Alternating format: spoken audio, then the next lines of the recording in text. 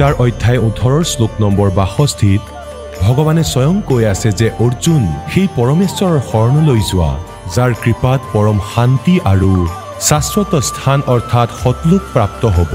সেই পৰমেশ্বৰ কোন হয়, ক'ত আছে, কেনেকুৱা জানিবৰ কাৰণে নিশ্চয় শুনক জগতগুৰু তত্ত্বদৰ্শী সন্ত ৰামপাল দেৱ মহাৰাজৰ অমৃত বচন।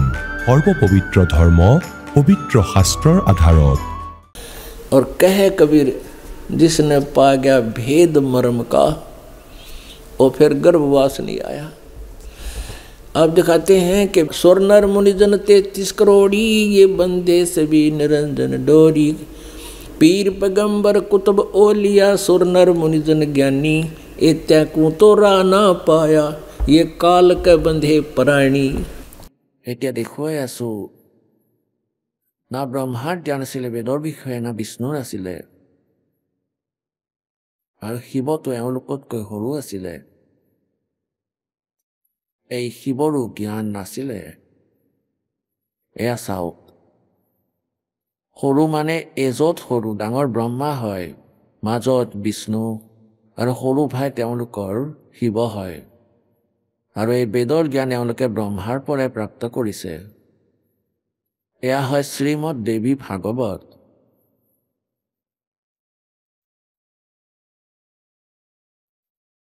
সম্পাদক হনুমান প্ৰসাদ পোদ্দাৰ শ্ৰীমানলাল গোস্বামী। আৰু ক'ৰ পৰা ছপোৱা হৈছে এয়া? প্ৰকাশক এবং মুদ্ৰক হয় গীতা প্ৰেছ, গৌৰৱপুৰ গোবিন্দ ভৱন কাৰ্যালয়, কলকাতা স্থান। এয়া এওঁলোকৰ ফেক্স আৰু ফোন নম্বৰ। প্ৰথমতেতো ইয়াৰ 123 পৃষ্ঠাত দেখুৱাই আছো। 123 পৃষ্ঠাত তৃতীয় স্কন্ধ দেৱী ভাগৱত, সংক্ষিপ্ত দেৱী ভাগৱত অৰ্থাৎ দেৱী পুৰাণ অথবা দুৰ্গা পুৰাণ। তুমি শুদ্ধ স্বৰূপা হয়, বিষ্ণুদেৱে কৈ আছে নিজৰ মাতাক, তুমি শুদ্ধ স্বৰূপা হয়, এই গোটেই সংসাৰ তোমাৰ পৰা উদ্ভাসিত হৈ আছে। মই ব্ৰহ্মা আৰু শংকৰ আমি সকলোৱে তোমাৰ কৃপাৰেই বিদ্যমান হয়। আমাৰ আবিৰ্ভাৱ আৰু তিৰুভাৱ, আবিৰ্ভাৱ মানে জনম আৰু তিৰুভাৱ মানে মৃত্যু হয়।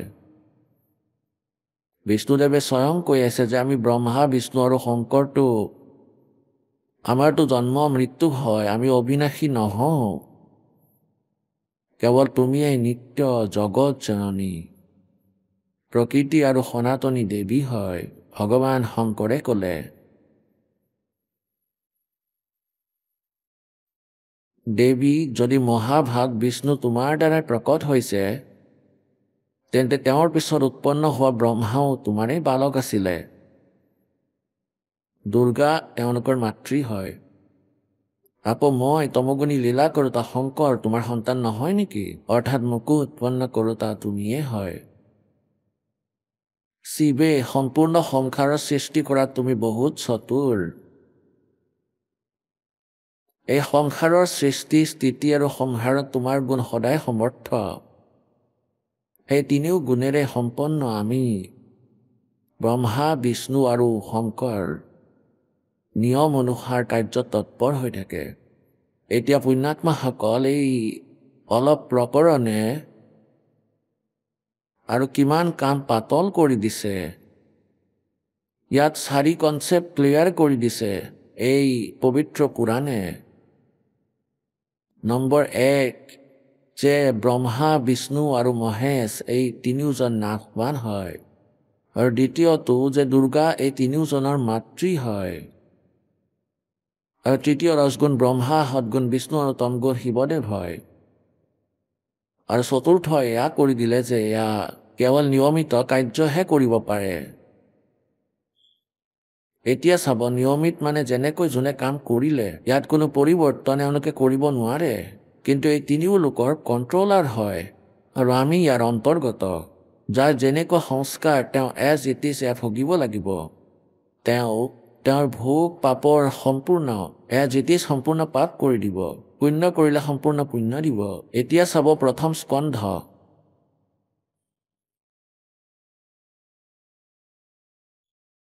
সংক্ষিপ্ত দেৱী ভাগৱত আৰু পৃষ্ঠা 28।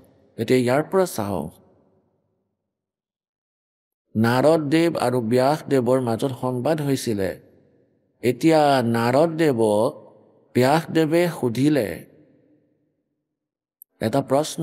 তেতিয়া নাৰদদেৱে ক'লে, প্ৰশ্নটো মোৰো মনত আছে। মই মোৰ পিতা ব্ৰহ্মাদেৱক সুধিলোঁ, কাৰণ গোটেই জ্ঞান ব্ৰহ্মাৰ দ্বাৰা প্ৰচলিত বুলি কোৱা হৈছে আৰু বেদৰ জ্ঞাতা ব্ৰহ্মাদেৱকে মনা হয়, আৰু ব্ৰহ্মাৰ পৰাই এই সকলো ঋষিৰ বেদ জ্ঞান প্ৰাপ্ত হৈছে।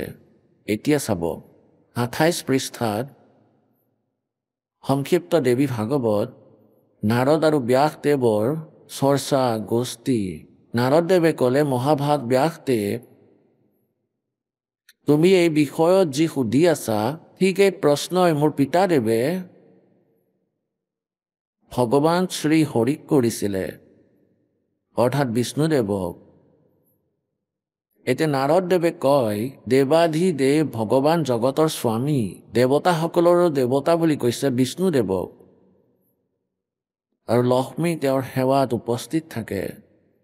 তেওঁৰ 4 ভুজা আছিলে, আমি বেছি নলওঁ। তেওঁ জগত প্ৰভু ভগৱান শ্ৰী হৰিয়ে মহান তপ কৰি আছিলে, তেওঁৰ সমাধি লাগিছিলে। এয়া চাই মোৰ পিতা ব্ৰহ্মাদেৱৰ বহুত আশ্চৰ্য হ'ল। গতিকে তেওঁলোকে তেওঁৰ অৰ্থাৎ ব্ৰহ্মাদেৱে বিষ্ণুদেৱৰ পৰা জনাৰ চেষ্টা প্ৰকট কৰিলে। ব্ৰহ্মাদেৱে সুধিলে, প্ৰভু, আপুনি দেৱতাসকলৰ অধ্যক্ষ, জগতৰ স্বামী বিষ্ণুদেৱৰ বিষয়ে ব্ৰহ্মাই কৈ আছে, ভূত ভৱিষ্যত এবং বৰ্তমান সকলো জীৱৰ একমাত্ৰ শাসক হয় ভগৱান, আকৌ আপুনি কিয় তপ কৰি আছে আৰু কোন দেৱতাৰ আৰাধনাত ধ্যান মগ্ন হয়? মোৰ অসীম আশ্চৰ্য ইয়াতো হৈ আছে যে আপুনি দেৱেশ্বৰ অৰ্থাৎ গোটেই সংসাৰৰ শাসক হোৱাৰ পিছতো সমাধি লগাই বহি আছে। এতিয়া 28 পৃষ্ঠা পঢ়ি আছোঁ আমি 3য় স্কন্ধত। ব্ৰহ্মাদেৱৰ বিনীত বচন শুনি ভগৱান শ্ৰী হৰি তেওঁক ক'বলৈ ধৰিলে, ব্ৰাহ্মণ, সাৱধান হৈ শুনক, মই মোৰ মনৰ বিচাৰ ব্যক্ত কৰি আছোঁ। দেৱতা দানৱ মানৱ সকলোৱে এয়াই জানে যে তুমি সৃষ্টিকৰণ, মই পালন কৰোঁ, শংকৰে সংহাৰ কৰে। কিন্তু তথাপিও বেদৰ পাৰগামী পুৰুষে নিজৰ যুক্তিৰে সিদ্ধ কৰে যে ৰচাৰ পালন আৰু সংহাৰ কৰাৰ এই যোগ্যতা যি আমি পাইছোঁ, ইয়াৰ অধিষ্ঠাত্ৰী শক্তিদেৱী হয়। তেওঁ কয় যে সংসাৰৰ সৃষ্টি কৰাৰ বাবে তোমাৰ মাজত ৰাজসী শক্তিৰ সঞ্চাৰ হৈছে, মই সাত্বিক শক্তি পাইছোঁ, ৰুদ্ৰত তামসী শক্তিৰ আবিৰ্ভাৱ হৈছে। এয়া আকৌ ক্লিয়াৰ হৈ গ'ল যে ৰজগুণ ব্ৰহ্মা, সদগুণ বিষ্ণু, তমগুণ শিৱদেৱ হয়। সুব্ৰত, প্ৰত্যক্ষ আৰু পৰোক্ষ দুয়োটা উদাহৰণ মই তোমালোকৰ আগত ৰাখিছোঁ, শুনা। এয়া নিশ্চিত কথা যে সেই শক্তিৰ অধীন হৈয়েই মই এই শেষ নাগৰ শয্যাত শুওঁ আৰু সৃষ্টি কৰাৰ সময় অহাৰ লগে লগে জাগি যাওঁ। মই সদায় তপ কৰাত লাগি থাকোঁ। সেই শক্তিৰ শাসনেৰে কেতিয়াও মুক্ত নাথাকোঁ। কেতিয়াবা অৱসৰ পাওঁ যদি লক্ষ্মীৰ লগত সুখপূৰ্বক সময় কটোৱাৰ সৌভাগ্য প্ৰাপ্ত হয়। এতিয়া বিষ্ণুদেৱো দুখিত, এইটো কৈ আছে যে কেতিয়াবা সময় পাওঁ যদি সুখপূৰ্বক সময় কটোৱাৰ সৌভাগ্য প্ৰাপ্ত হয়। কোৱা হয় অলপ সময় পিছত নিজৰ ঘৰত বহোঁ। মই কেতিয়াবাতো দানৱৰ সৈতে যুদ্ধ কৰোঁ।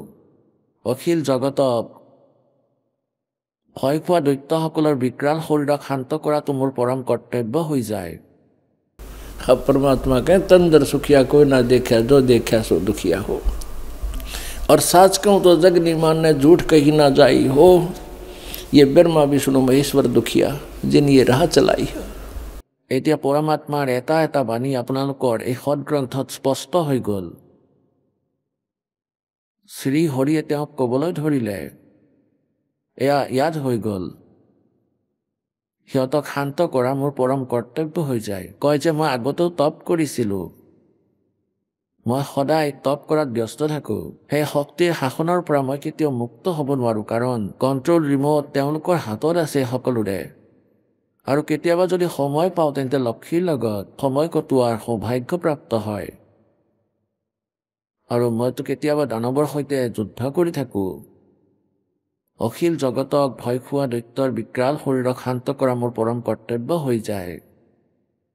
আৰু এতিয়া শুনা, আধ্যাত্মিক জ্ঞান শ্ৰী বিষ্ণুদেৱৰ পঢ়ি লোৱা 29 পৃষ্ঠাত। সেয়াই প্ৰথম স্কন্ধ আৰু দেৱী ভাগৱত হয়, আৰু এয়াই আমি পঢ়ি আছোঁ। তেন্তে ইয়াত কোৱা হৈছে, বিষ্ণুদেৱে কয় যে মই সকলো প্ৰকাৰে শক্তি অৰ্থাৎ দুৰ্গাৰ অধীন হৈ থাকিব লাগে। সেই ভগৱতী শক্তিৰে মই নিৰন্তৰ ধ্যান কৰোঁ। ব্ৰহ্মদেৱ মই জনাত এই ভগৱতী শক্তিতকৈ বেছি দ্বিতীয় কোনো দেৱতা নাই। এতিয়া বিষ্ণুদেৱে কৈ আছে যে দুৰ্গাৰ ওপৰত কোনো ভগৱান নাই, মইতো তেওঁৰে পূজা কৰোঁ। এয়া চাব সেই সংক্ষিপ্ত দেৱী ভাগৱত 7 নম্বৰ স্কন্ধ, সংক্ষিপ্ত দেৱী ভাগৱত আৰু 562 পৃষ্ঠাত।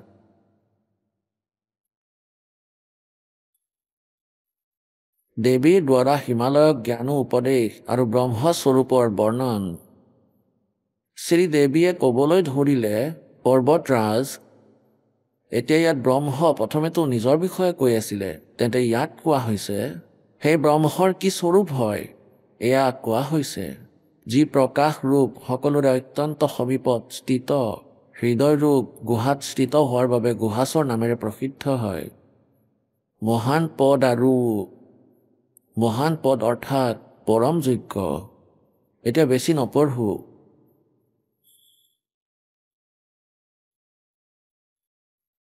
ইয়াত লিখা আছে, সৌম্য, সেই প্ৰাপ্তিৰ যোগ্য লক্ষ্য তুমি প্ৰাপ্ত কৰা, মন লগাই তাত তুমি তন্ময় হৈ যোৱা। ব্ৰহ্মক কোৱা হয় ব্ৰহ্মাৰ বিষয়ে। সৌম্য উপনিষদত কথিত মহান অস্ত্ৰস্বৰূপ হনু লৈ তেওঁৰ ওপৰত উপাসনাৰ দ্বাৰা তীক্ষণ কৰা বাণ সন্ধান কৰা। আকৌ ভাৱানুগত চিত্ৰৰ দ্বাৰা সেই বাণক টানি সেই অক্ষৰূপ ব্ৰহ্মকে লক্ষ্য বনাই বেধন কৰা। প্ৰণৱ মানে ওমটো ধনুষ হয়, অৰ্থাৎ ইয়াৰ ওমৰ জপ কৰিব লাগে। আৰু জীৱাত্মা বাণ হয়, সাধক, আৰু ব্ৰহ্ম তেওঁলোকৰ টাৰ্গেট হয়। তেওঁক প্ৰাপ্ত কৰা, ওমৰ জপ কৰা, আৰু ব্ৰহ্মণ উদ্দেশ্যৰ লক্ষ্য হয় ব্ৰহ্মক পোৱাৰ। সেই একমাত্ৰ পৰমাত্মাকেই জানা, বেলেগ সকলো কথাকে এৰি দিয়া। দুৰ্গাই কয় মোৰ পূজাও বন্ধ কৰি দিয়া। এইটোৱে অমৃত ৰূপ পৰমাত্মাৰ ওচৰলৈ যোৱাৰ পুল হয়। সংসাৰ সমুদ্ৰৰ পৰা পাৰ হৈ অমৃত স্বৰূপ পৰমাত্মাক প্ৰাপ্ত কৰোৱা। এয়া সুলভ সাধন হয়। এই আত্মাৰ ওমৰ জপৰ লগত ধ্যান কৰা। এই আত্মাৰ ব্ৰহ্মৰ, এই পৰমাত্মাৰ ওমৰ জপৰ লগত ধ্যান কৰা। ইয়াৰ দ্বাৰা অজ্ঞানময় আন্ধাৰৰ পৰা সকলোতকৈ বেলেগ আৰু সংসাৰ সমুদ্ৰৰ সেই পাৰত যি ব্ৰহ্ম আছে তেওঁক পাই যাবা। দুৰ্গাই কৈছে যে কেৱল ওম জপ কৰা আৰু ব্ৰহ্ম প্ৰাপ্ত হৈ যাব, তোমালোকৰ কল্যাণ হ'ব। আৰু তেওঁ থাকে ক'ত? এয়া 563 পৃষ্ঠাত আমি পঢ়ি আছো। এয়া চাওক, দুৰ্গাই কয় সকলোৰে আত্মা সেই ব্ৰহ্ম লোক ৰূপ দিব্য আকাশত স্থিত আছে, তাতে থাকে, ব্ৰহ্মলোকত থাকে। এতিয়া পুণ্যাত্মাসকল, আপোনালোকে এই জ্ঞানৰ বিষয়ে গম পালে যে ব্ৰহ্মাদেৱৰ কিমান বেদ জ্ঞান আছিলে আৰু বিষ্ণুদেৱৰ কিমান বেদ জ্ঞান আছে। আৰু বিষ্ণুদেৱে কৈ আছে মই দুৰ্গাৰ ওপৰত কোনো দেৱতাক নামানো, কোনো ভগৱান নাই। আৰু দুৰ্গাই কৈ আছে সকলো কথা বাদ দিয়া, মোৰ পূজাও বাদ দিয়া। সেই একমাত্ৰ ব্ৰহ্মক জানা, আৰু তেওঁৰ ওম নাম হয় নাথিং এলছ। এই ব্ৰহ্ম কোন হয়? তেওঁ ব্ৰহ্মা বিষ্ণু মহেশ্বৰৰ পিতা হয়। শিৱপুৰাণ বিদ্বেশ্বৰ সংহিতাত স্পষ্ট কৰা হৈছে যে ব্ৰহ্মা আৰু বিষ্ণুৰ এবাৰ কাজিয়া হৈ গ'ল। এজনে কয় যে মই তোমাৰ পিতৃ, আনজনে কয় মই তোমাৰ পিতৃ। তেওঁলোকৰ এই যুদ্ধ সমাপ্ত কৰাৰ বাবে এই কালে তেওঁলোকৰ মাজত স্তম্ভ থিয় কৰাই দিলে, তেজময় পিলাৰ। তাৰপিছত স্বয়ং শিৱৰূপত তেওঁ প্ৰকট হৈ গ'ল। তেতিয়া তেওঁলোকক ক'লে যে পুত্ৰসকল, তোমালোক দুয়ে তপস্যা কৰি মোৰ পৰা স্থিতি আৰু সৃষ্টিৰ এই বিভাগ প্ৰাপ্ত কৰিছা আৰু এই প্ৰকাৰে ৰুদ্ৰ আৰু মহেশ্বৰেও মোৰ পৰাই তিৰুভাৱ আৰু সংহাৰৰ এই বিভাগ পাইছে। আকৌ তেওঁ কয় যে মোৰ এটা আখৰ, মোৰ এই 5টা আখৰ 5 অব্যৰ দ্বাৰা বনোৱা হৈছে। এটা আখৰ হ'ল ওম, ওমকাৰ, ওম, আৰু ইয়াৰে জপ কৰা। ওম মোৰ এটা আখৰ, মোৰ হয়। শ্ৰীমদ ভাগৱত গীতাৰ জ্ঞান এই ব্ৰহ্মই কালে শিৱ, তেওঁ সদাশিৱ বুলিও কোৱা হয়, তেওঁ কালৰূপী ব্ৰহ্মও কোৱা হয়, তেওঁ সদাশিৱ বুলি কয়। যেনেকৈ ব্ৰহ্মা কুমাৰীসকল, ব্ৰহ্মা কুমাৰী এটা পন্থা হয় যাক ওম শান্তি বুলিও কোৱা হয়। তেওঁলোকে কয় যে গীতাৰ জ্ঞান শিৱ বাবাইহে দিছে আৰু সেই শিৱ বাবা আমাৰ পূজ্য হয় আৰু তেওঁ নিৰাকাৰ। এটা বিন্দুহে মাথো, বিন্দুক তেওঁলোকে নিৰাকাৰ কয়। কপাল ফুটি ৰঙৰ বিন্দুৰ আকাৰ নাথাকে নেকি? আৰু তেওঁ সাকাৰ হয়, তেওঁ কাল হয়, তেওঁ এই জ্ঞান দিলে। গতিকে এই কালৰূপী ব্ৰহ্মই সদাশিৱই এই গীতাৰ জ্ঞান দিলে। ইয়াত কোৱা হৈছে 8 নম্বৰ অধ্যায়ৰ 13 নম্বৰ শ্লোকত যে মোৰতো এটা ওম মন্ত্ৰ আছে আৰু অন্তিম উচ্ছ্বাসলৈকে যিয়ে ইয়াক স্মৰণ কৰে তেন্তে ওম নামৰ পৰা পোৱা লাভ প্ৰাপ্ত হয়। আৰু আকৌ কয় যে অৰ্জুন সেই পৰম অক্ষৰ ব্ৰহ্মক কোৱাৰ বাবে 18 নম্বৰ অধ্যায়ৰ 62 নম্বৰ শ্লোকত কৈছে যে সেই পৰমেশ্বৰ শৰণত যোৱা, যাৰ কৃপাৰে তুমি পৰম শান্তি আৰু সনাতন পৰম ধাম প্ৰাপ্ত হৈ যাব। ইয়াৰ বিষয়ে কোনো তত্ত্বদৰ্শী সন্তক বিচাৰা 4ৰ্থ অধ্যায়ৰ 36 নম্বৰ শ্লোকত গীতাত কৈছে। 17 নম্বৰ অধ্যায়ৰ 23 নম্বৰ শ্লোকত কৈছে যে সেই পৰমেশ্বৰৰ পৰম অক্ষৰ ব্ৰহ্মক পোৱাৰ, সেই পূৰ্ণ পৰমাত্মাক পোৱাৰ ওম তৎসৎ এই 3 মন্ত্ৰৰ জপ হয়। ইয়াক তত্ত্বদৰ্শী সন্তই ক'ব। তেওঁৰ ভক্তি কৰা যদিহে তেওঁক প্ৰাপ্ত কৰিব পাৰিবা, তেতিয়া আৰু তোমাৰ কেতিয়াও জন্ম মৃত্যু নহয়। আৰু মোৰ ওম নামৰ জপ কৰা যদি মোৰ ওচৰলৈ আহিবা আৰু মোৰ আৰু তোমাৰ জন্ম মৃত্যু সদায় চলিয়ে থাকিব, পূৰ্ণ মুক্তি নহ'ব। গীতাৰ অধ্যায় নম্বৰ 4 শ্লোক নম্বৰ 5 আৰু 9 স্পষ্ট কৰা হৈছে গীতাৰ জ্ঞানদাতাই নিজৰ স্থিতি ইয়াৰ পৰা সিদ্ধ হৈ গ'ল যে নাতো দুৰ্গাৰ কমপ্লিট স্পিৰিচুৱেল নলেজ আছে আৰু আকৌ ব্ৰহ্মৰো সম্পূৰ্ণ জ্ঞান নাই। তেওঁ অপশ্যন এৰি ৰাখিলে যে তত্ত্বদৰ্শী সন্তই ক'ব। আৰু তত্ত্বদৰ্শী সন্তৰ পৰিচয় গীতাৰ অধ্যায় নম্বৰ 15 শ্লোক নম্বৰ 1 স্পষ্ট কৰা হৈছে। গতিকে সেই পৰমাত্মাৰ দৰে ঋগ্বেদ মণ্ডল নম্বৰ 9 সূক্ত নম্বৰ 86, মন্ত্ৰ নম্বৰ 26-27, ঋগ্বেদ মণ্ডল নম্বৰ 9 সূক্ত নম্বৰ 82, মন্ত্ৰ 1, 2, 3, ঋগ্বেদ মণ্ডল নম্বৰ 9 সূক্ত নম্বৰ 96, মন্ত্ৰ 16 পৰা 20, ঋগ্বেদৰে মণ্ডল নম্বৰ 20 মন্ত্ৰ নম্বৰ 1 আৰু ঋগ্বেদ মণ্ডল নম্বৰ 9 সূক্ত নম্বৰ 1 মন্ত্ৰ নম্বৰ 9 এই কবিৰ পৰমেশ্বৰে সেই পৰম অক্ষৰ ব্ৰহ্মৰ তথ্য দিছে। তাতে কোৱা হৈছে যে তেওঁ স্বয়ঙে সতলোকৰ পৰা নিজৰ তৃতীয় ধামত তাতে এখন দেশত এটা স্থানত তাৰ পৰা গতি কৰি আহে বিদ্যুতৰ দৰে বেগেৰে, এটা পলতে আহি পায় আৰু ভাল আত্মাবোৰক লগ পাই তেওঁলোকক আধ্যাত্মিক জ্ঞান দিয়ে, কয় আৰু ইয়াৰে পৰিপূৰ্ণ কৰে, তৃপ্ত কৰে। আৰু যেতিয়া তেওঁ পৰমাত্মাই শিশুৰূপ ধাৰণ কৰি আহে তেন্তে তেওঁ লালন পালন কুমাৰী গাইৰ দ্বাৰা হয়, সেয়া লীলা হয়। গতিকে সেই পৰমেশ্বৰে স্বয়ং আহি কয় আৰু তেওঁৱে স্বয়ং আহি এজন তত্ত্বদৰ্শী সন্তৰ ভূমিকা কৰি 600 বছৰ আগতে প্ৰায় চন 1398 পৰা চন 1518লৈকে 120 বৰ্ষলৈকে পৰমাত্মাই এই অমৃত বৰ্ষাইছিল। আৰু এই অজ্ঞানী মূৰ্খ এই ঋষি মহৰ্ষিসকলে, মিছলীয়া গুৰু ব্ৰাহ্মণসকলে, এই আচাৰ্যসকলে এই তত্ত্ব জ্ঞানক আমালৈ আহিবলৈ দিয়া নাই আৰু এতিয়াও এই বাধা দিয়াৰ চেষ্টা কৰি আছে। কিন্তু পৰমাত্মাৰ এই মাৰ্গ এই সময়ত মধ্যযুগত যি তেওঁৰ আদেশ আছে, এতিয়া এই গোটেই বিশ্বলৈ যাব। এতিয়া ইয়াক ৰখোৱা, ইয়াক বাধা সৃষ্টি কৰিলে তেন্তে এনেকুৱা হ'ব যেন কোনো অন্ধ গাধৰ ৰেলৰ লাইনত থিয় হৈ আছে আৰু ট্ৰেইন অহাৰ শব্দ তেওঁ শুনিব পালে আৰু ট্ৰেইনৰ শব্দ ক'ৰ পৰা আহিছে সেইফালে মুখ কৰি দুয়ো ভৰি সেইফালে কৰি থিয় হৈ যায়। আহিবলৈ দিয়া কোনে মোক ডিষ্টাৰ্ব কৰে, মই চাই ল'ম তাক। গতিকে ওচৰ অহাৰ লগে লগে স্বভাৱবশতঃ সেই অন্ধ গাধই লঠিয়াব ধৰিলে আৰু ট্ৰেইনে তাক চেপি লৈ যায়, টুকুৰা টুকুৰ হৈ যায়। গতিকে এয়া পৰমাত্মাৰ মাৰ্গ হয়, এয়া ট্ৰেইন মাৰ্গ, এয়া ৰেলৰ লাইন হয়, যি এতিয়া আৰম্ভ হৈ গ'ল।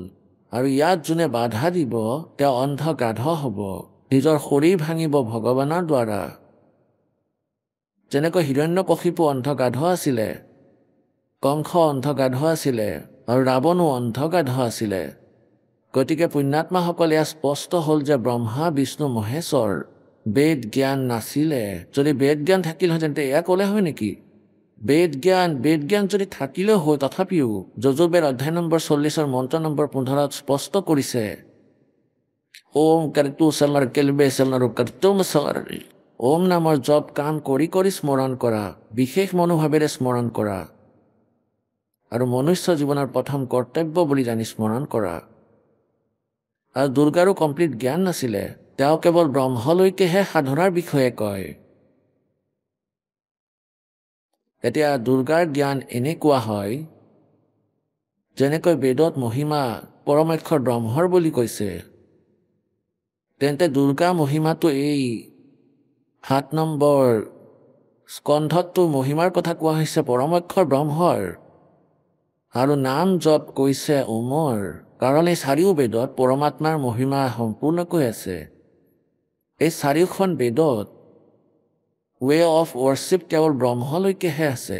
গতিকে এই ঋষি মহৰ্ষিসকলে দুৰ্গা আদি সকলোৱে মিলি এয়াই নিষ্কৰ্ষ ওলাই দিলে যে এয়া ওম নাম যি মন্ত্ৰ আছে এয়া পূৰ্ণ পৰমাত্মাৰ হয়, ফাইনেল মন্ত্ৰ।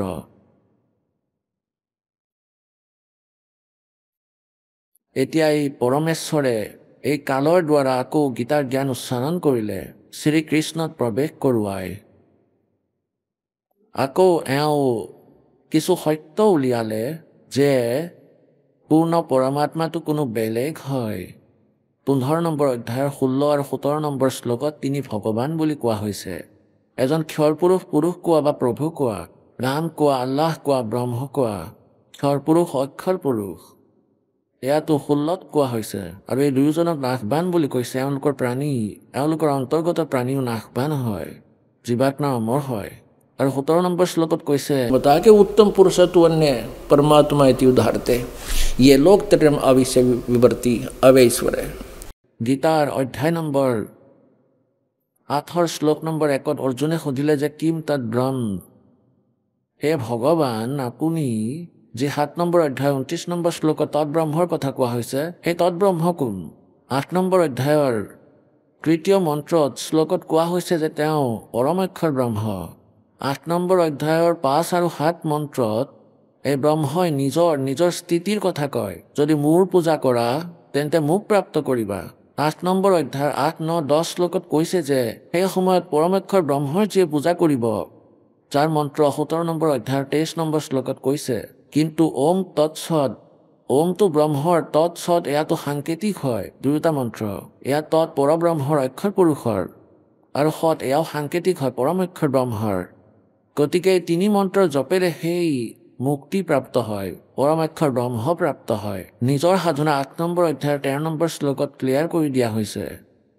ओम इति एक अक्षरम ब्रह्म व्यवहारन मामनुसमरण ये पर्याति तदन्देहम सयाति परमाम गतिम। जब মোৰ পূজা কৰা যদি ওম নামৰ জপেৰে ব্ৰহ্মলোক প্ৰাপ্ত হ'ব, ব্ৰহ্মলোক পৰ্যন্তও 8 নম্বৰ অধ্যায়ৰ 16 নম্বৰ শ্লোকত ব্ৰহ্মলোকত যোৱা প্ৰাণী তথাপিও তেওঁলোকৰ জন্ম মৃত্যু হয়। গীতাৰ অধ্যায় নম্বৰ 15 শ্লোক নম্বৰ 1 পৰা 4 লৈকে কৈছে যে সেই তত্ত্বদৰ্শী সন্তৰ প্ৰাপ্তিৰ উপৰান্ত সেই পৰমেশ্বৰৰ পৰম পদ বিচাৰিব লাগে, য'ত যোৱাৰ পিছত কেতিয়াও জন্ম আৰু মৃত্যু নহ'ব, প্ৰাণী আকৌ এই সংসাৰলৈ উভতি নাহে। এতিয়া পুণ্যাত্মাসকল, গীতাৰ ইমান মচলা আছিল যে এয়া সাৰ আছিলে, আৰু এই সাৰে কৈ যে অৰ্জুন তুমি কি লৈ আহিছিলা, তোমাৰ কি যায়, তুমিতো অমৰ হয়। এই 4 কথা লিখি 4 লাইনেৰে আমাৰ মূৰ্খ বনাই ৰাখিছিলে। এয়া গীতাৰ সাৰ। পবিত্ৰ গীতাত আমাক কি ক'ব বিচাৰিছে? এতিয়া সত্য যুগৰ ব্ৰাহ্মণ অৰ্থাৎ ঋষি মহৰ্ষিসকলৰ কিমান বেদ জ্ঞান আছিলে এয়া শুনি লোৱা। এয়াই পবিত্ৰ দেৱী ভাগৱতৰ 414 পৃষ্ঠাত এয়া চাব। এয়া ষষ্ঠ স্কন্ধ আৰু সংক্ষিপ্ত দেৱী ভাগৱত আৰু 414 পৃষ্ঠাত জন্মে জয়ে সুধিলে, মহাভাগ কোন যুগত কেনেকুৱা ধৰ্মৰ স্বৰূপ হয়, এই সম্পূৰ্ণ বিষয়ক বিশেষ ৰূপত কোৱাৰ কৃপা কৰক। ব্যাসদেৱে ক'লে, ৰাজন, নিশ্চিত যে সত্যযুগত ব্ৰাহ্মণ বেদৰ পূৰ্ণ বিদ্বান আছিলে আৰু তেওঁলোকৰ দ্বাৰা নিৰন্তৰ ভগৱতী জগদম্বাৰ আৰাধনা হৈছিলে। আহি গ'ল কলিযুগৰ ব্ৰাহ্মণৰ বেদ জ্ঞানৰ অন্ত। কয় যে বেদৰ পূৰ্ণ বিদ্বান আছিলে আৰু দুৰ্গাৰ পূজা কৰিছিলে। ভগৱতীৰ দৰ্শন কৰাৰ বাবে তেওঁলোকৰ মন সদায় লালসিত হৈ আছিলে। প্ৰত্যেক গাঁৱতে শক্তি মন্দিৰৰ উদ্ঘাটন হওক, এই বিষয়ত তেওঁলোকৰ মনত বৰ উৎসুকতা আছিলে। এই মন্দিৰৰ স্থাপনা তেওঁলোকে কৰি আহি আছে, সৎযুগৰ পৰা আৰম্ভ কৰিছে। মূৰ্খ বনাই দিলে। কোৱা, বেদত ক'ৰবাত লিখা আছে যে মন্দিৰ বনাই লোৱা কৰবাত? ইয়াতো সহজ মন্ত্ৰ, জপ কৰক সেইবোৰ মন্ত্ৰৰ। এতিয়া ইয়াত ব্যাসদেৱে কৈছে যে ধৰ্মৰ এয়াই স্থিতি ত্ৰেতাতো আছিলে, কিন্তু কিছু হ্ৰাস হৈ গ'ল। সত্যযুগৰ যি স্থিতি আছিলে সেয়া দ্বাপৰ যুগত বিশেষ ৰূপত কম হৈ গ'ল। ৰাজন, সেই প্ৰাচীন যুগত যিসকল প্ৰাণী সৎযুগত দ্বাপৰলৈকে যিসকলক ৰাক্ষস বুলি বুজিছিলোঁ, তেওঁলোকক কলিযুগত ব্ৰাহ্মণ বুলি মনা হয়। কাৰণ এতিয়াৰ ব্ৰাহ্মণে প্ৰায় পাখণ্ড কাম কৰাতেই তৎপৰ হৈ থাকে আৰু আনক ঠগা, মিছা কোৱা আৰু বেদিক ধৰ্মকৰ্মেৰে বেলেগ হৈ থকা কলিযুগী ব্ৰাহ্মণৰ স্বাভাৱিক গুণ হৈ গ'ল। এতিয়া পুণ্যাত্মাসকল, এতিয়া কবিৰ পৰমেশ্বৰে 600 বছৰ আগতেই কৈছিলে কে পাণ্ডে নিপুণ কছাই সাধু পাণ্ডে নিপুণ কছাই। এওঁলোক চতুৰ কছাই হয় পাণ্ডে ব্ৰাহ্মণসকল, আৰু আপোনালোকক মূৰ্খ বনাই আছে। কাশীৰ ভিতৰত এটা কৰত লগাই দিছিলে, কৰত, এটা খৰি কটা লোহাৰ দাঁতেৰে ডাঙৰ কৰতৰ দৰে, বহুত ডাঙৰ। আৰু সেই কাশীৰ সেই কছাই ব্ৰাহ্মণসকলে যেনেকৈ এতিয়া দেৱী ভাগৱতত তেওঁলোকক ৰাক্ষস বুলি কৈছে, এটা অজ্ঞানতা বিয়পাই দিছে যে যিয়ে স্বৰ্গলৈ যাব বিচাৰে, কাশীত ভগৱানৰ ফালৰ পৰা গংগাৰ কিনাৰত কৰাত আহে, সেই কৰতেৰে যিয়ে নিজৰ ডিঙি কাটিব তেওঁ একেবাৰে স্বৰ্গ যাব পাৰিব। তেতিয়া বুঢ়াই ভাবিলে ভগৱান প্ৰাপ্ত কৰিব লাগিব আৰু মৰাটো দৰকাৰ, বৃদ্ধ বয়সত এনেও দুখেই হয়। তেন্তে প্ৰথমেতো সেই ব্ৰাহ্মণসকলে এই উৰা বাতৰি বিয়পালে যে কাশীত মৰাসকল একেবাৰে স্বৰ্গলৈ যাব। তেন্তে বৃদ্ধ ভাল টকা থকা লোকসকলে ব্যৱস্থা কৰি দিলে, নিজৰ মাতা পিতাক কাশীত সেই গুৰুসকলৰ ঘৰত থৈ দিলে, আৰু সেই লোভীয়াসকলেও পইচাৰ লোভত সেই বৃদ্ধক ৰাখিবলৈ আৰম্ভ কৰিলে। এটা বৃদ্ধক ঘৰত চম্ভালিব নোৱাৰে আৰু ইয়াত 20-20টা নিজৰ ঘৰত সোমোৱাই ৰাখিছে লোভত। পাছত তেওঁলোকে স্কিম বনালে যে এনেকৈতো কথা বেয়া হৈছে, যে কোনো এতিয়া মৰিব, কোনো 10 বছৰ পিছত মৰিব, কোনো 15 বছৰ পিছত মৰিব।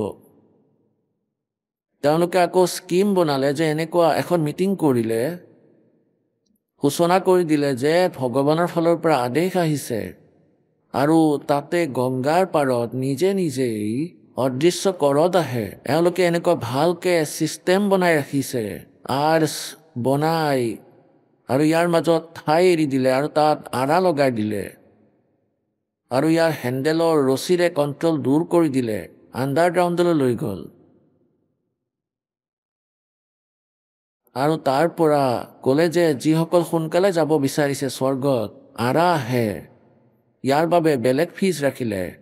গতিকে সেই সৰল আত্মাবোৰে তেওঁলোকৰ ওপৰত বিশ্বাস কৰি ব্ৰাহ্মণ গুৰুসকলৰ ওপৰত, তেওঁলোকে সঁচা কথা কয়, বিদ্বান হয়, সংস্কৃতো জানে, তেন্তে তেওঁলোকে ডিঙি কটাবলৈও আৰম্ভ কৰিলে। 10-10, 20-20, 50-50 টকা দি কৰতেৰে কটাই ল'লে। গতিকে পুণ্যাত্মাহক এই আজিৰ পৰা 600 বছৰ আগতেই পৰমাত্মাই কৈছিলে पांडे निपुण कसाई साधो पांडे निपुण कसाई যি কাৰণত পৰমাত্মাৰ বিৰোধ সেই নকলিসকলে বহু বেছি কৰি পেলাইছিলে জনতাক ফুচুলাই দিছিলে কবিৰ মিছলীয়া হয় কপট হয় এওঁ সব মিছা কথা কয় এওঁ বেদ আৰু গীতাৰ বিৰুদ্ধে জ্ঞান দি আছে এওঁ মিছা হয় এওঁৰ কথা নুশুনিবা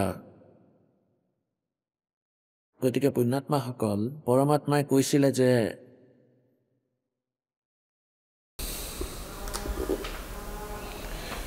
निरंजन धन तेरा दरबार निरंजन धन तेरा दरबार जहाँ पर तनिक न न्याय विचार निरंजन धन तेरा दरबार जहाँ पर तनिक न न्याय विचार वैसा उड़े मुल मुल खासा गल मोतियों के आर वैसा उड़े मुल मुल खासा गल मोतियों के आर पति भरता को मिले न खादी वो सूखा नरस आहार निरंजन धन तेरा दरबार जहाँ पर तनिक न न्याय विचार निरंजन धन तेरा दरबार निरंजन धन तेरा दरबार जहाँ पर तनिक न न्याय विचार पाखंडी की पूजा जग में और संत को कहें लबाड़े पाखंडी की पूजा जग में संत को कहें लबाड़े अज्ञानी को परम विवेक की इन ज्ञानी को मूड गवार निरंजन धन तेरा दरबार निरंजन धन तेरा दरबार जहाँ पर तनिक न न्याय विचार निरंजन धन तेरा दरबार निरंजन धन तेरा दरबार जहाँ पर तनिक न न्याय विचार कह कबीर सुनो भाई साधो यहाँ सब उल्टा व्यवहार कह कबीर सुनो भाई साधो यहाँ सब उल्टा व्यवहार सच्चे को तो ये झूठा बताओ इन झूठों का एतबार निरंजन धन तेरा दरबार निरंजन धन तेरा दरबार निरंजन धन तेरा दरबार जहाँ पर तनिक न न्याय विचार जहाँ पर तनिक न न्याय विचार कह कबीर सुनो भाई साधो यहाँ सब उल्टा व्यवहार कह कबीर सुनो भाई साधो यहाँ सब उल्टा व्यवहार सच्चों को तो ये झूठा बताओ इन झूठों का एतबार निरंजन धन तेरा दरबार जहाँ पर तनिक न न्याय विचार निरंजन धन तेरा दरबार निरंजन धन तेरा दरबार जहाँ पर तनिक न न्याय विचार এতিয়া পুণ্যাত্মাসকল 600 বছৰ আগতে পৰমাত্মাই কৈছিলে হে জ্যোতি নিৰঞ্জন কাল ধন্য তোমাৰে 21 ব্ৰহ্মাণ্ডৰ ন্যায় তোমাৰ এই দৰবাৰত অলপো ন্যায় নহয় 21 ব্ৰহ্মাণ্ডত ন্যায় নামৰ একো বস্তুৱেই নাই পুণ্যাত্মাসকল আৰু কি কৈছে পৰমাত্মাই কি কয় कि पाखंडी की पूजा जग में और परमात्मा कय निजे निजके কৈছিলে যে কবিৰ জি সন্ত কো কহে লবাৰ এয়া জি লবাৰ হয় মুখত জি আহে তাকে কৈ দিয়ে কবিৰ দেৱে আৰু ব্ৰহ্মা বিষ্ণু মহেশক নাশবান বুলি কয় সোৱা এওঁৰ মগজুৰ বিকৃতি ঘটিছে এই হিপিনীৰ পৰমাত্মাই কৈছিলে ৰৈ দিয়া আহিবলৈ দিয়া সেই সময় তেতিয়া কম অকল মোৰে মগজু বেয়া নে তোমালোকে মুখ্য বনাই ৰাখিছা এতিয়া পুণ্যাত্মাসকল এতিয়া পৰমেশ্বৰ কবীৰদেৱে নিজৰ মহিমা নিজেই ক'লে।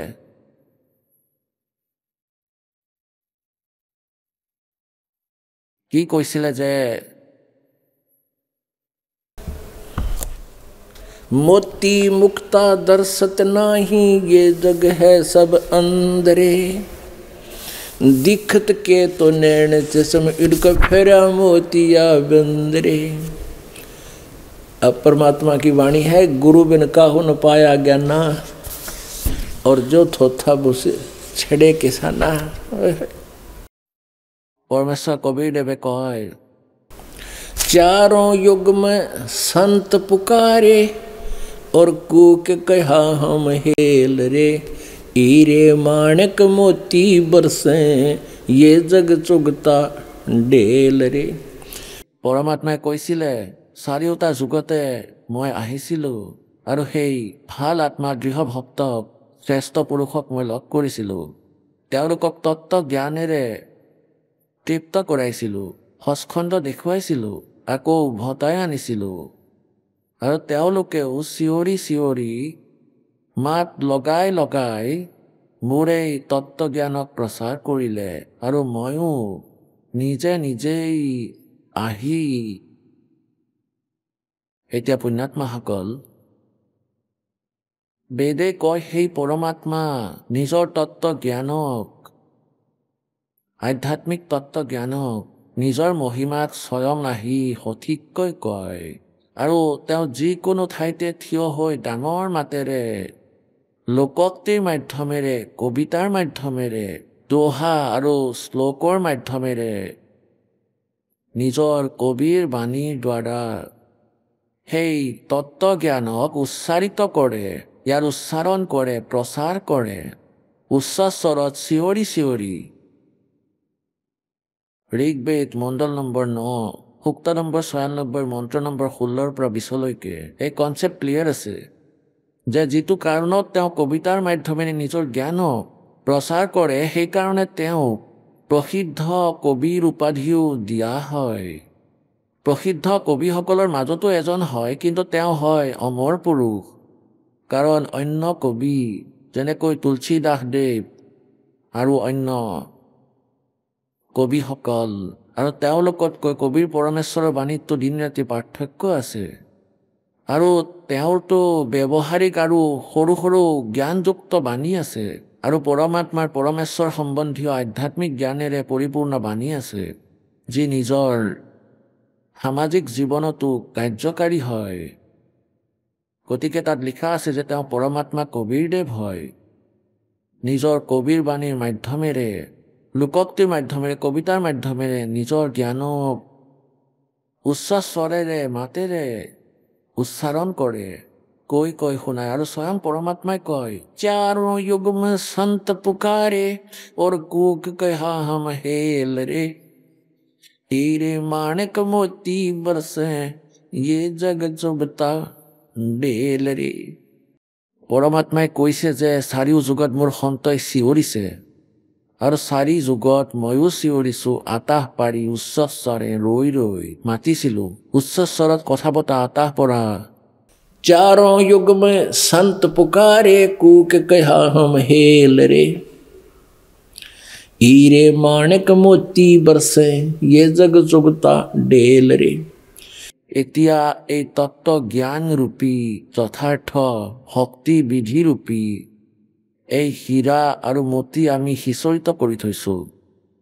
এইবোৰ এওঁলোকে বুটলি নলয়, কাৰণ এই অজ্ঞানী ঋষি মহৰ্ষিসকলে এই হীৰা মতিৰ চিনাক্তকৰণ কৌৰীৰ ৰূপত কৰি থৈছে।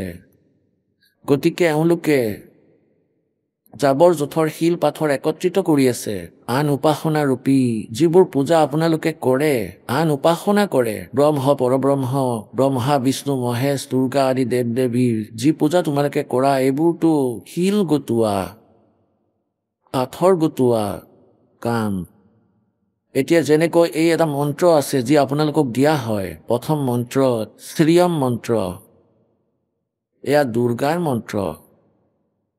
এঠাইত এই দাসে সৎসংগ কৰি আছিলে, তাতে এজন ভগতে এনেকৈ কৈছিলে, সি এনেকৈ ক'লে মোক এই মায়াৰ মন্ত্ৰ মাথো মায়াৰ মন্ত্ৰ দিয়ক, মোক ধন লাগে মায়াৰ মন্ত্ৰ দিয়ক, অধিক ধন সম্পত্তি হ'ব। এতিয়া অধিক ধন হ'ল, গাড়ী ল'লে, ঘৰ বনালে, আৰু এই শিল পাথৰবোৰ গোটাই গোটাই এদিন মৰি গ'ল, লগত একোৱেই নগ'ল। শিল পাথৰবোৰ গোটাইছিলে, একো লাভেই নহ'ল।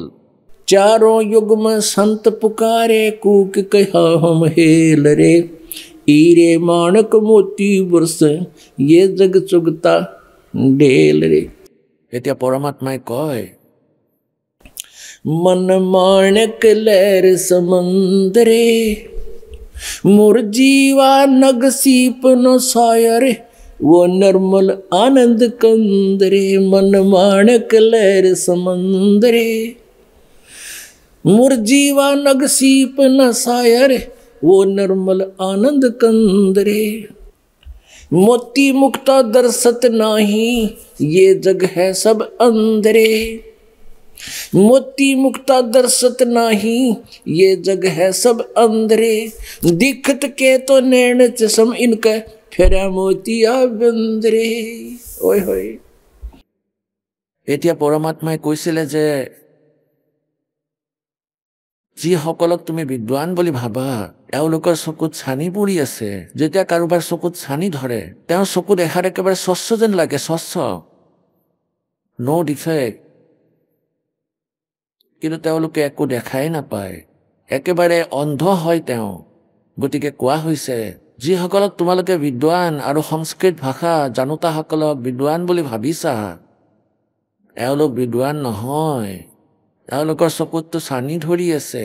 वेद पढ़ने पर वेद ना जाने, ये बाँचे पुराण 18, और जड़ को फिर ये पूजा खुआवे, भूल गए सृजनहारा।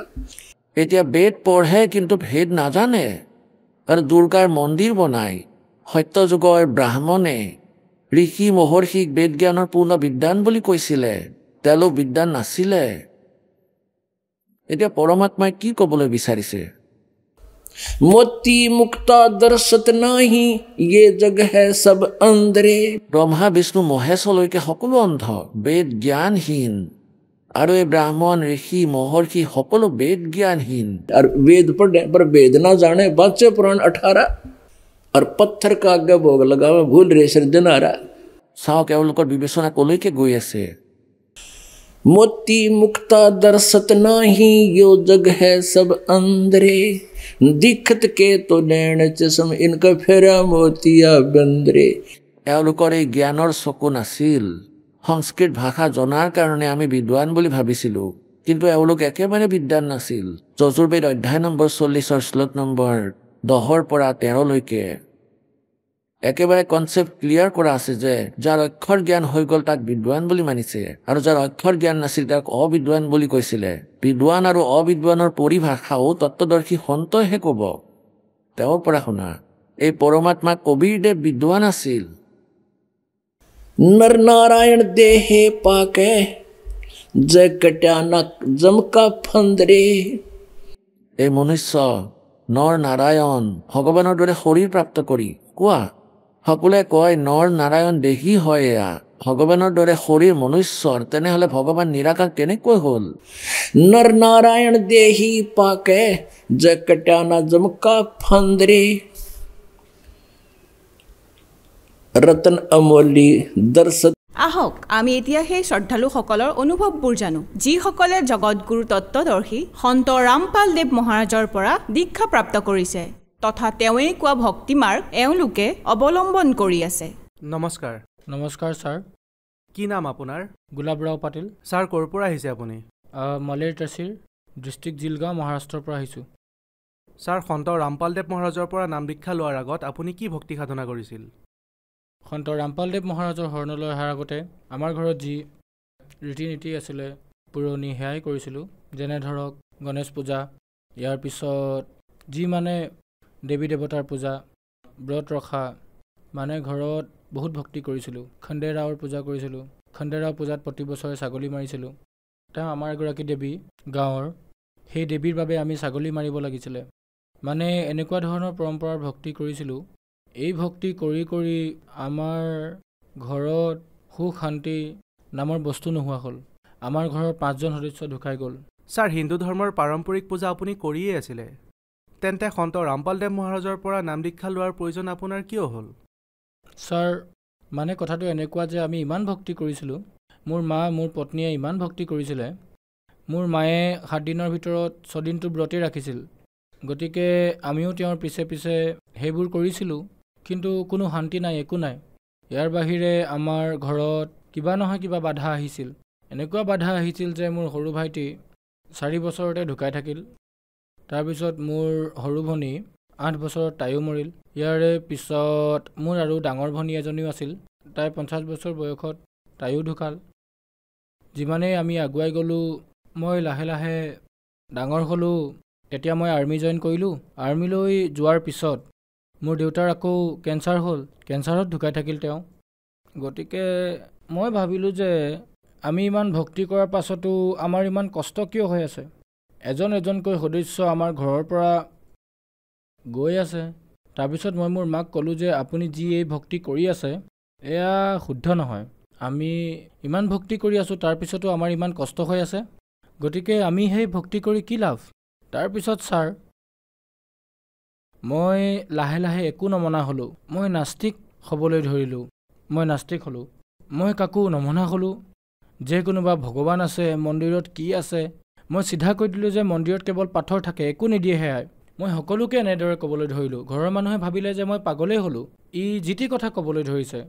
গতিকে ছাৰ আপুনি সন্ত ৰামপালদেৱ মহাৰাজৰ পৰা নাম দীক্ষা কিয় ল'লে, য'ত নেকি ভগৱানৰ পৰা আপোনাৰ বিশ্বাসে উঠি গৈছিল? ছাৰ কথাটো হ'ল যে মই যেতিয়া লাহে লাহে ৰিটায়াৰ হ'লোঁ, ৰিটায়াৰ হোৱাৰ পাছত আমাৰ চুবুৰীয়াৰ মানুহ এজনে মোক জ্ঞান গংগা কিতাপখন দিলে। সেই কিতাপখন মই 10 টকাত কিনিলোঁ। ভাবিলোঁ যে চাওঁচোন ইয়াত কি আছে। মইতো এনেই এইবোৰ নামানিছিলোঁ। পিছত সেই কিতাপখন মই পঢ়িব ধৰিলোঁ। যেতিয়া পঢ়িব ধৰিলোঁ তেতিয়া তাত মই যি জ্ঞান পাইছিলোঁ তাৰে বিপৰীত জ্ঞান আছিল ইয়াত। মই ভাবিলোঁ এয়া কেনেকৈ হ'ব পাৰে? ইয়াত লিখা আছে ব্ৰহ্মা বিষ্ণু মহেশ্বৰ, তেওঁলোকৰো মাতা পিতা আছে। তেতিয়া মোৰ অলপ আচহুৱা লাগিল ছাৰ, যে নহয় এই জ্ঞান বেলেগেই হয়। তাৰপিছত মই সেই কিতাপখন পঢ়ি থাকিলোঁ। 3 দিনত মই সেই কিতাপখন পঢ়ি পেলালোঁ। পঢ়াৰ পিছত মোৰ এনেকুৱা লাগিল যে সঁচাকৈ মই সঁচা ভক্তিৰ ফালে আহিছোঁ, মই এই নামদান ল'ব লাগিব। তেতিয়া মই নাম দীক্ষা লৈ ল'লোঁ ছাৰ। ছাৰ আপুনি কৈছে যে আপুনি আগতে ভক্তি কৰি কৰি আপোনাৰ ভগৱানৰ প্ৰতি বিশ্বাস হেৰাই গৈছিল, আপুনি ভগৱানক নমনা হৈ গৈছিলে। গতিকে ছাৰ আপুনি যেতিয়া সন্ত ৰামপালদেৱ মহাৰাজৰ পৰা নাম দীক্ষা ল'লে আৰু যি ভগৱানক আপুনি বিচাৰি ফুৰিছিলে, যি সুখ বিচাৰি আপুনি ইফালে সিফালে গৈছিলে, তেন্তে কি সন্ত ৰামপালদেৱ মহাৰাজৰ পৰা নাম দীক্ষা লোৱাৰ পিছত সেই লাভ পালেনে আপুনি? হয় ছাৰ, ইমানেই লাভ পালোঁ যে মই গণাব নোৱাৰোঁ ছাৰ, যে মই বহুত লাভ পালোঁ। আটাইতকৈ ডাঙৰ লাভ মইতো আধ্যাত্মিক জ্ঞানৰ পালোঁ। মই একো গম পোৱা নাছিলোঁ যে ব্ৰহ্মা বিষ্ণু মহেশ্বৰ এওঁলোকৰো মাতা পিতা আছে, অথবা দুৰ্গাৰ স্বামী আছে, তেওঁলোকৰ জন্ম মৃত্যু হয়। মানে প্ৰকৃত ভক্তি পালোঁ, সত্য জ্ঞান পালোঁ। পৰমাত্মা কোন হয়, তেওঁক পোৱাৰ বিধি কি, তেওঁ ক'ত থাকে, আমি কোন হয়, ক'ৰ পৰা আহিছোঁ, এই সকলোবোৰ মই এই কথা গম পোৱাৰ লাভ মই পালোঁ। দ্বিতীয় লাভটো হ'ল মোৰ পাইলছৰ বেমাৰ আছিলে। মই আৰ্মিত থাকোঁতেও তাৰে ডক্তৰকো মই দেখুৱাইছিলোঁ। তেওঁ ঔষধ দিছিলে আৰু কৈছিলে এনেকুৱা কৰা, কিন্তু একো নহৈছিল। তাৰপিছত মই ঘৰলৈ আহিলোঁ। ঘৰলৈ আহিও মই বহুত ঔষধ পাতি খালোঁ, কিন্তু তাৰ পৰাও একো নহ'ল। আয়ুৰ্বেদিক ঔষধো খালোঁ, তাৰ পৰাও লাভ পোৱা নাই। কিন্তু যেতিয়া মই নাম দীক্ষা ল'লোঁ ৰামপালদেৱ মহাৰাজৰ পৰা, তেতিয়াৰ পৰা মই লাহে লাহে লাহে সতনামলৈকে সেই পাইলছৰ বেমাৰ মোৰ ভাল হৈ গ'ল ছাৰ, একেবাৰে শেষ হৈ গ'ল। তাৰপিছত মোৰ এটেক আহিছিল ছাৰ। তেতিয়া মই ভাবিলোঁ যে ভাই এয়াতো 60 বছৰ বয়সত মোৰ দাদাৰো এটেক হৈছিলে, সিও মৰি গৈছিলে। মানে মই ভাবি লৈছিলোঁ যে এইবাৰ মোৰেই নম্বৰ হয়। কিন্তু মই ৰামপালদেৱ মহাৰাজৰ পৰা নাম দীক্ষা লোৱাৰ বাবে মোক ৰামপালদেৱ মহাৰাজে যি জীৱনদান দিলে, মই ডক্তৰৰ ওচৰলৈ গৈছিলোঁ, কিন্তু তালৈ যোৱাৰ পিছত তাৰ পৰা এটা ঔষধো মই নললোঁ। দ্বিতীয় দিনা মই ঘৰলৈ আহিলোঁ, এটা ঔষধো মই তাৰ পৰা নানিলোঁ। বিনা ঔষধেৰে মই সুস্থ হ'লোঁ। চৰণ অমৃত খাই মই একেবাৰে সুস্থ হ'লোঁ আৰু আজি আপোনাৰ ওচৰত থিয় হৈ আছোঁ ছাৰ। ইয়াৰ পিছত মোৰ ছোৱালীজনীৰ এনেকুৱা বেমাৰ আছিলে, তাই 10ম ক্লাছত থাকোঁতে বেহুচ হৈ গৈছিল। মানে ভূত বাধা এনেকুৱা কিবা ঘটনা আছিলে। মই ডক্তৰকো দেখুৱালোঁ, ডক্তৰে ক'লে তাইৰ একো বেমাৰ নাই। তেতিয়া মই ঝৰা ফুকা কৰা সকলৰ ওচৰলৈ গ'লোঁ। তেওঁলোকেও কৰিলে, পইচা ল'লে, তাৰ পৰাও লাভ নহ'ল। কিন্তু যেতিয়া আমি নাম দীক্ষা লৈ আহিলোঁ, তাৰপিছত আমাৰ ঘৰত মালিকৰ বাণী পঢ়িবলৈ ল'লোঁ। তাৰ লগতে আমি সৎসংগ, তাই যেতিয়া স্কুলৰ পৰা আহে তেতিয়াই শুনা কৰিছিলে। তাই নাম দীক্ষা লোৱা নাছিলে, গতিকে সেই শুনাৰ বাবে তাই যে বেমাৰ আছিল সেয়া একেবাৰে শেষ হৈ গ'ল ছাৰ। আজি তাই সুস্থ। তাই নাম দীক্ষা নোলোৱা স্বত্তেও বেমাৰ আঁতৰি গ'ল। তাৰপিছত সেই সময়তে মোৰ ল'ৰাটোৰ ডাষ্টৰ এলাৰ্জি আছিলে, সি সদায় হাঁচিয়াহে আছিলে। ইয়াৰ বাবে অপাৰেশ্যনো কৰাইছিলোঁ, তথাপিও তাৰ সেই বেমাৰ ভাল হোৱা নাছিল। তাৰো তেনেকুৱাই হ'ল, যেতিয়া ৰামপালদেৱ মহাৰাজৰ সৎসংগ শুনে, সেই শুনাৰ বাবে, সেই বাণী শুনাৰ বাবে তাৰো সেই বেমাৰ ভাল হ'ল। তাৰপিছত মোৰ ছোৱালীজনী বিয়া হ'ল ছাৰ। গতিকে বিয়াৰ সময়ত মই, মাক দেউতাকটো এনেও চিন্তাতেই থাকে, যেনে ধৰক ছোৱালীৰ যৌতুক দিয়া। গতিকে মোৰ সেই ভৰু ৰামপালদেৱ মহাৰাজে আঁতৰাই দিলে, কাৰণ বিনা যৌতুকেৰে সেই বিয়া পাতিলোঁ মই, 1 টকাও যৌতুক নিদিলোঁ। তাৰপিছত বিয়া হোৱাৰ পিছত তাইৰ 4 বছৰ পাছত সন্তান এটা পেটত আছিলে। যেতিয়া সিহঁতে টেষ্ট কৰালে তেতিয়া তাইৰ প্ৰেছাৰত গাঁঠি আছিলে। যেতিয়া সেয়া চেক কৰি চালে তেতিয়া ডক্টৰে ক'লে যে কেঞ্চাৰ আছে। যেতিয়াই কেঞ্চাৰ বুলি ক'লে তেতিয়া দুয়োটাই কান্দিবলৈ ধৰিলে তাত হস্পিটেলত।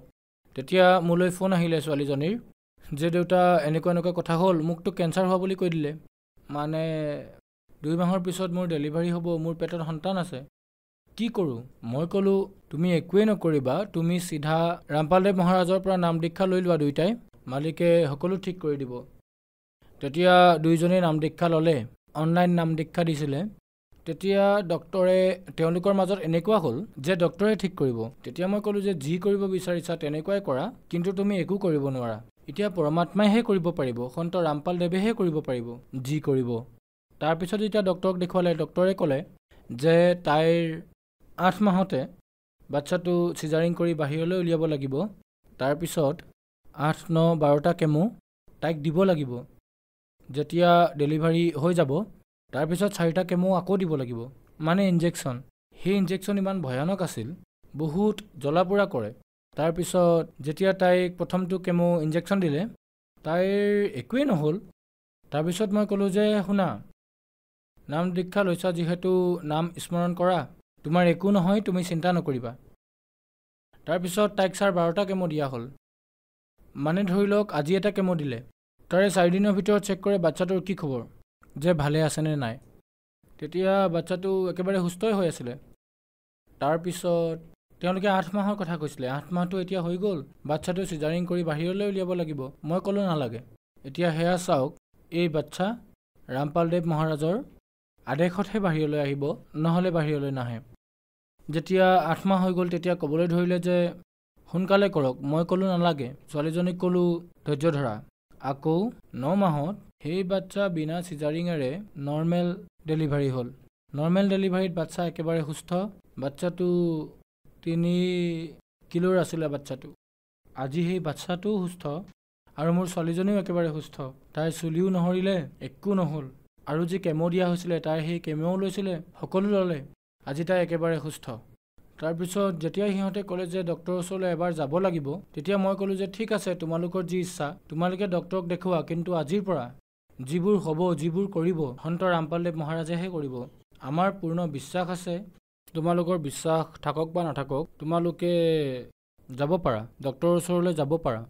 ডাক্তৰৰ ওচৰত যোৱাৰ পাছত ক'লে যে এনেকুৱা কথা, 8 মাহৰ ভিতৰত সন্তানটো ওলোৱাৰ কথা আছিল, তাইক চিজাৰিং কৰোৱাব লাগিব, চুলিও সৰি যাব, তাইৰ বহুত কিবাকিবি হ'ব। কিন্তু সন্ত ৰামপালদেৱ মহাৰাজৰ দয়াত একোৱেই নহ'ল। বাচ্চাটোৰো একো নহ'ল, মোৰ ছোৱালীজনীৰো একো নহ'ল, দুয়োটা সুকলমে ঘূৰি আহিলে। কেঞ্চাৰ ট্ৰিটমেণ্ট এতিয়া শেষ হ'ল, এতিয়া কোনো সমস্যা নাই। মই কৈছিলোঁ সিহঁতক যে ট্ৰিটমেণ্ট কৰাৰ কোনো প্ৰয়োজন নাই, সন্ত ৰামপালদেৱ মহাৰাজেহে সকলো কৰিব পাৰে। মানে তেওঁলোক অলপমান দুবিধাত আছিলে, তেওঁলোকে গ'ল ডক্টৰৰ ওচৰলৈ, কিন্তু ডাক্তৰে যি কৈছিলে তাৰ বিপৰীতহে হ'ল। বিপৰীত এনেকুৱা হ'ল যে এনেকুৱা হ'ব সকলো কৈ দিছিলে, কিন্তু তেনেকুৱা নহ'ল। পিছত কি ক'লে যে 1000 লাখৰ মাজত এনেকুৱা এটা কেছ থাকে, এনেকুৱা হৈ যায় বুলি কৈছিলে। কিন্তু মই জানিছিলোঁ যে এয়া যি কৰিলে সন্ত ৰামপালদেৱ মহাৰাজেহে কৰিলে। বাকী কোনেও কৰিব নোৱাৰে। ছাৰ আপুনি কৈছে যে সন্ত ৰামপালদেৱ মহাৰাজৰ পৰা নাম দীক্ষা লোৱাৰ পিছত আপুনি ইমান লাভ পালে, গতিকে ছাৰ আপোনাৰ পৰা এইটো জানিব বিচাৰিম যে সন্ত ৰামপালদেৱ মহাৰাজক অন্য সন্ততকৈ কিয় পৃথক দেখে? অন্য যি ধৰ্মগুৰু আছে, জগতগুৰু আছে, তেওঁলোকে যি জ্ঞান দিয়ে, এই জ্ঞান এওঁলোকৰ লগত আধ্যাত্মিক জ্ঞান একেবাৰে নাই। এই সকলো নিজৰ মনৰ মতে কৈ থাকে। তেওঁলোকে কি কয় যে ৰামায়ণৰ মহাভাৰতৰ তাৰে ষ্টৰিবোৰ কয়। এই শুনি শুনি আমাৰ কাণ পকি গ'ল যে এওঁলোকৰ ওচৰত কোনো জ্ঞানেই নাই, তেওঁলোকৰ ওচৰত সত্য জ্ঞানেই নাই। এওঁলোকে নিজৰ ধৰ্ম, নিজৰ শাস্ত্ৰ, সেই শাস্ত্ৰৰ বিৰুদ্ধেই জ্ঞান দি আছে। আৰু আমাৰ যি ৰামপালদেৱ মহাৰাজ আছে, তেওঁ শাস্ত্ৰৰ মতেই জ্ঞান কয়। শাস্ত্ৰ মানে যিমানবোৰ ধৰ্মগ্ৰন্থ আছে তেওঁ এখন এখনকৈ খুলি খুলি দেখুৱায়। যেনে গীতা, বেদ, বাইবেল, গুৰুগ্ৰন্থ চাহেব, এই সকলোবোৰ গ্ৰন্থ এখন এখনকৈ খুলি খুলি দেখুৱায়। তাতে থকা সকলো জ্ঞান আজিলৈকে কোনেও দেখুওৱা নাই। আজি যিজন সৎগ্ৰন্থ খুলি খুলি দেখুওৱা সন্ত আছে, সেয়া সমগ্ৰ বিশ্বতে কেৱল সন্ত ৰামপালদেৱ মহাৰাজ আছে। তেওঁৰ বাহিৰে কাৰোৰে ওচৰত সত্য জ্ঞান নাই, সত্য মাৰ্গ নাই। আমাক এই সত্য জ্ঞান, সত্য মাৰ্গ ৰামপালদেৱ মহাৰাজে দেখুৱাইছে। মুক্তিৰ মাৰ্গো ইয়াতেই আছে। বাকী যিসকল সন্ত আছে তেওঁলোকৰ ওচৰত মুক্তিৰ কোনো মাৰ্গ নাই। তেওঁলোকে মনে সাজি কথাবোৰ কয়। ছাৰ আপুনি ভগত সমাজক কি বাৰ্তা দিব বিচাৰিব? মই ভগত সমাজ অথবা জগতক এই বাৰ্তা দিব খোজোঁ যে আপুনি যি ভক্তি কৰি আছে সেয়া আপুনি ঠিকেই কৰি আছে, কিন্তু সেই ভক্তি আধৰুৱা। কেনেকৈ আধৰুৱা? আপুনি শাস্ত্ৰ অনুকূল ভক্তি কৰা নাই। ইয়াৰ বাবে আপোনাৰ যি লাভ হ'বলগীয়া আছিল সেই লাভ হোৱা নাই। আপোনালোকৰ জীৱনলৈ এনেকুৱা বিপদ আহি আছে, আপোনালোকৰ আৰ্থিক, শাৰীৰিক, ভৌতিক কোনো লাভ হোৱা নাই। আৰু এই ভক্তি যি সন্ত ৰামপালদেৱ মহাৰাজে কৈ আছে সেয়া শাস্ত্ৰ অনুকূল ভক্তি হয়। এই ভক্তিৰে আপোনালোকে লাভো পাব। মালিকেতো কয়, সন্ত ৰামপালদেৱ মহাৰাজে কয় যে মইতো এয়া ৰুংগাত দিম, মানে ফ্ৰী। আৰ্থিক, শাৰীৰিক, ভৌতিক এই লাভটো ফ্ৰীতে দিম। কিন্তু আজি যি সকলোৰে যি ৰোগ লাগিছে, সেই জৰাহ আৰু মৰণ, জৰাহ মানে বৃদ্ধাৱস্থা আৰু মৃত্যু, এই যি ৰোগ, ইয়াৰ পৰা আমি বাচিব লাগে। আৰু এয়া শেষ কৰিবলৈ সন্ত ৰামপালদেৱ মহাৰাজ আহিছে কবিৰ চাহেবৰ ৰূপত। কিতাপ পঢ়ক, জ্ঞান গংগা, জীৱনৰ সুগম পথ বিচাৰি আনক। কিতাপ পঢ়া আৰু আজিৰ সমাজ পঢ়া শুনা কৰা হয়। সকলোবোৰ জানে। আগতে অশিক্ষিত মানুহ আছিল, যেনেদৰে কৈছিলে তেনেদৰে কৰিছিলে। তাৰপিছত যিয়ে নাম দীক্ষা ল'ব বিচাৰে, সন্ত ৰামপালদেৱ মহাৰাজৰ পৰা নাম দীক্ষা লওক আৰু নিজৰ মানৱ জীৱন তাৰ পৰা মুক্তি লোৱা। যিসকল ব্যক্তিয়ে সন্ত ৰামপালদেৱ মহাৰাজৰ পৰা নাম দীক্ষা ল'ব বিচাৰিছে, তেওঁলোকে কেনেকৈ নাম দীক্ষা প্ৰাপ্ত কৰিব পাৰিব? সন্ত ৰামপালদেৱ মহাৰাজে বহুত দয়া কৰিছে। প্ৰত্যেকখন জিলাত, প্ৰত্যেকখন ষ্টেটত, সকলো জিলাত নামদান খোলা হৈছে।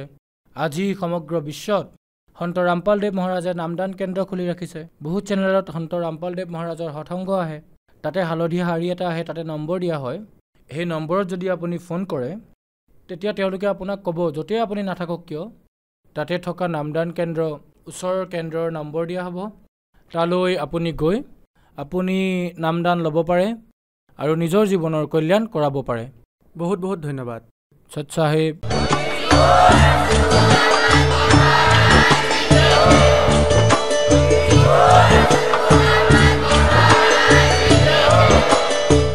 আপুনি শুনি আছিলে জগতগুৰু তত্ত্বদৰ্শী সন্ত ৰামপালদেৱ মহাৰাজৰ মংগল প্ৰবচন। অধিক জানিবৰ বাবে ভিজিট কৰক আমাৰ ৱেবছাইট www.jagatgururampalji.org। সন্ত ৰামপালদেৱ মহাৰাজৰ শুভ আশীৰ্বাদত সমগ্ৰ বিশ্বতে 500তকৈও অধিক নাম দীক্ষা কেন্দ্ৰ আছে, য'ত সন্ত ৰামপালদেৱ মহাৰাজৰ দ্বাৰা বিনামূলীয়া নাম দীক্ষা দি থকা হৈছে। আপোনাৰ নিকটৱৰ্তী নাম দীক্ষা কেন্দ্ৰৰ ঠিকনা জানিবলৈ সম্পৰ্ক কৰক 8222880541।